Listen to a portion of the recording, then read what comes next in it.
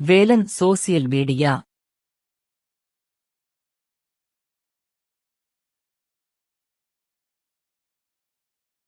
அரசு தேர்வு முறைகேடுகளை எதிர்த்து ஜார்க்கண்ட் மாநிலத்தில் மாணவர் போராட்டம் தீவிரமடைந்த நிலையில் JSSCCGL தேர்வை ரத்து செய்வதாக அம்மாநில முதல்வர் ஹேமந்த் சோரன் அறிவித்துள்ளார்.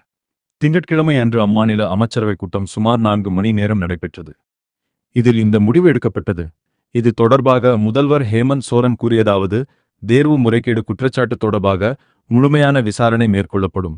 அது சிறியது, பெரியது என எதுவாக இருந்தாலும் விசாரணை நடைபெறும். இது 2014 முதல் நடைபெற்ற தேர்வுகளுக்கு பொருந்தும்.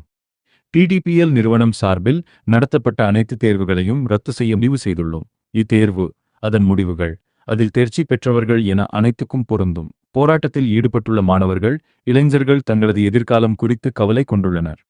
அவர்களுக்கு இந்நேரத்தில் நான் தெரிவித்துக் கொள்வதும் மட்டும்தான், அது தேர்வு சீர்திருத்தங்கள் சார்ந்து வெளிப்படைத்தன்மை உடன் அரசு செயல்படும் என்பதுதான் என்றார். தமிழகத்தில் கிராம நத்தம் காலி மனைகளில் வசிக்கும் 20 லட்சத்துக்கும் மேற்பட்டோருக்கு பட்டா வழங்கப்படும். ஆங்கிலேயர் ஆட்சிக்கால நிலவரி வசூல் ரத்து செய்யப்படும். நெடுஞ்சாலை அமைப்பதற்கான நிலம் எடுப்பு நடைமுறை எளிதாக்கப்படும் என்று சட்டப்பேரவையில் அமைச்சர் K.A. செங்கோட்டையன் அறிவித்துள்ளார்.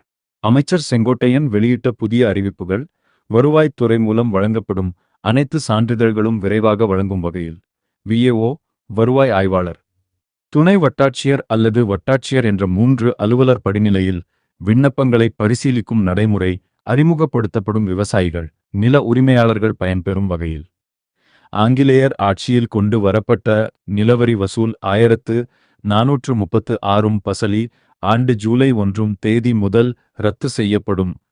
தமிழகத்தில் உள்ள 12466 கிராம நிர்வாக அலுவலர்கள், 1263 குறுவட்ட வருவாய் ஆய்வாளர்களுக்கு ரூபாய் 68.63 கோடியில் கையடக்க கணினிகள் வழங்கப்படும்.